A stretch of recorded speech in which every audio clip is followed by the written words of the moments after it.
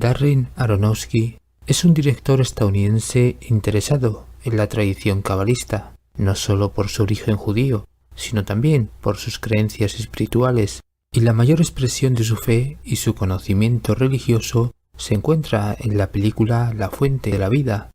No obstante, toda su obra cinematográfica está basada en la cábala desde sus inicios. Por ejemplo, su primera película fue Protozoa, de 1992, donde unos estudiantes conocen el reino protista, el primero de los 5 reinos biológicos. Si bien Aronofsky se refiere al principio de la generación en Malkuth, tal y como lo explica Dion Fortune en su libro La Cábala Mística, y como lo describe Hesiodo en la Teogonía, donde el caos es el espacio primordial o vientre primario que se genera a sí mismo y a todo lo demás. Es pues el protista, las criaturas o fuerzas primordiales latentes antes de la creación del cosmos. En su segunda película, Pi, Fe en el Caos, de 1998, Max Cohen es un matemático que desea descifrar el enigma de Pi dentro del campo bursátil. Sin embargo, Max es perseguido por ejecutivos de una empresa que ansía desesperadamente sus resultados y es a su vez presionado por místicos judíos que están en busca de un número de 216 dígitos que proporcionó el computador de Max y que según ellos es el auténtico nombre de Dios y la llave para entrar al paraíso perdido. No obstante, la lectura esotérica de Aronofsky es que Max Cohen personifica a Cohen Gadol, esto es, el sumo sacerdote del templo de Salomón y descendiente del linaje de Aarón, y sólo él conocía el nombre de Dios y lo transmitía antes de su muerte. Así que Max Cohen ya conoce los secretos matemáticos y geométricos de la creación de Dios, y es el único que puede saltar el abismo de Da'at, llegar a Keter e invocar el nombre de Dios. Por el contrario, los místicos rabinos de la secta hasídica son rabanim menores que solo conocen las relaciones del alfabeto hebreo y la numerología en la Torá, pero no conocen los secretos divinos y menos aún el nombre de Dios. Sin embargo, Aronofsky utiliza a los místicos judíos a niveles diferentes. Por un lado, para presentar las enseñanzas cabalistas a los espectadores profanos mediante escenas en las cuales Lenny indica a Max Cohen que la cábala es la llave para comprender el lenguaje numérico de Dios, pero estas escenas no son necesarias dentro de la lectura esotérica de la película. Primero, Max Cohen es un cabalista y por extensión un iniciado que tiene como maestro al iluminado Sol Robeson.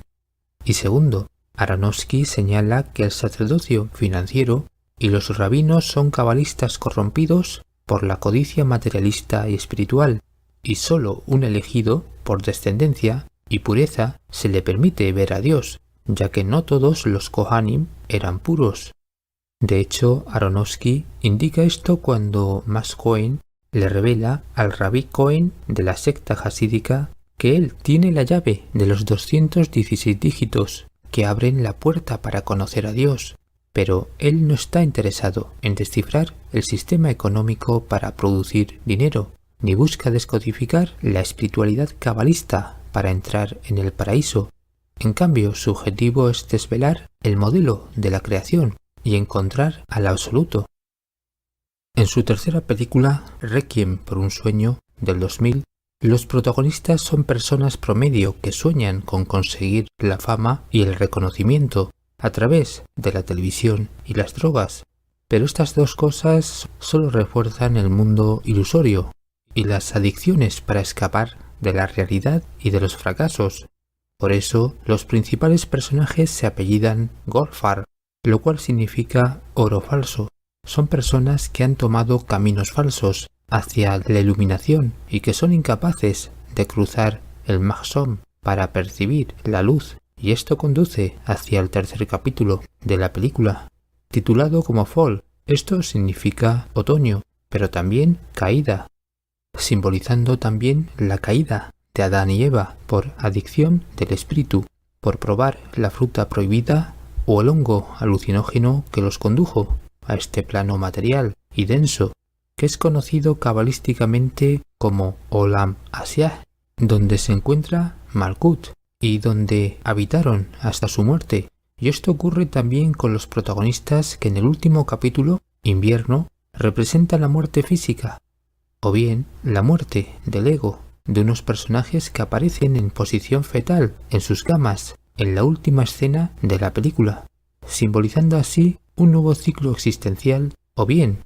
una reencarnación del alma en otro cuerpo, tal y como indica el libro del Zohar.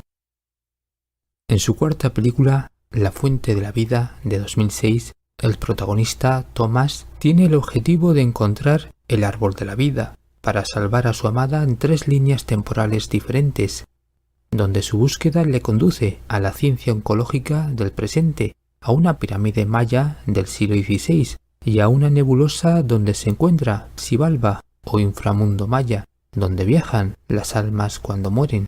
Es un viaje iniciático en 3 planos, pasado, presente y futuro, donde Aronofsky plantea que el árbol de la vida es la fuente de la juventud y la inmortalidad, pero también representa la muerte como creación de vida y como camino sagrado después de la muerte. Es decir, la muerte es la puerta hacia otros planos sefiróticos en ascenso a través del árbol cabalista. Pero Aronofsky añade que su película trata sobre la búsqueda de Dios y de las ideas que se encuentran más allá de Malkut, y que esa búsqueda del protagonista comienza con el amor y el conocimiento, esto es, las vías de la mística judía. En su quinta película, El luchador, de 2008, el protagonista es consciente que ha elegido un camino que no es el correcto. Por esto, la tradición cabalista dice que el ser humano debe corregir su propia naturaleza defectuosa para transformar el corazón y alcanzar la redención mientras viva en este mundo. De lo contrario, lo deberá hacer en sucesivas reencarnaciones. En su sexta película, El cisne negro, de 2010, no trata sobre la decadencia del cuerpo como en El luchador, sino sobre el lado oscuro de la mente, cuando el ego castiga el cuerpo y la psique para controlar a la bailarina Nina, lo cual la conduce a su conversión en el cisne negro, símbolo que representa el mal. Así pues, Nina es otro personaje defectuoso de Aronofsky, pues el ego, es decir, Bitul en hebreo, hay que domarlo para aferrarse al bien, o sea, al cisne blanco. En su séptima película, Noé, de 2014, Aronofsky plasma la visión gnóstica judía desde los eventos del Génesis hasta el diluvio. Por ello, Adán y Eva son seres luminosos en el jardín del Edén y tras la caída pecaminosa se volvieron corpóreos, según dice el Zohar. La piel de la serpiente del Edén solo se enciende con los iluminados y es una reliquia sagrada que transmite el conocimiento de Sofía. Precisamente Lamec envuelve ceremonialmente la cinta en el brazo de Noé. El Zohar dice que Caín y Abel descienden respectivamente de Nahash, la serpiente, y de Adán.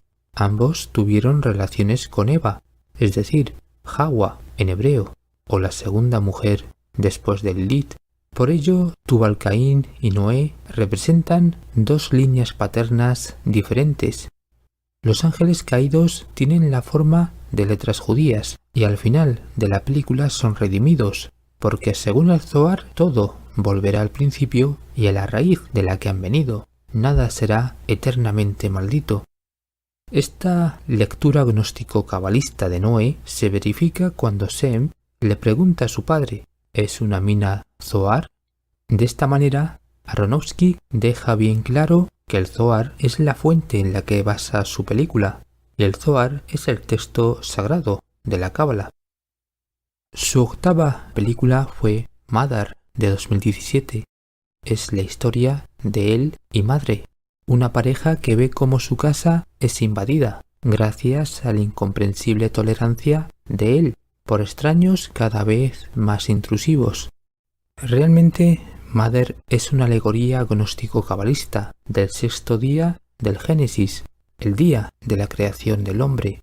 Él es Dios y el diablo, o sea, el demiurgo de la materia y de la carne. Él ignora la existencia de un Dios verdadero, superior a él, secreto e inaccesible, y por eso le aquejan defectos humanos, el ego, la irresponsabilidad y la indiferencia. Madre es Sofía, pero también la Madre Tierra, la mitad femenina de Dios. La editora de él es el Arcángel Gabriel. El estudio de él es el árbol del conocimiento del bien y del mal. El joven africano y su novia asiática son la posmodernidad y las razas que dominarán el mundo después del hombre blanco. La casa de él es la creación y el paraíso al mismo tiempo. Su sótano es el infierno. Buenos días, buenas tardes y buenas noches.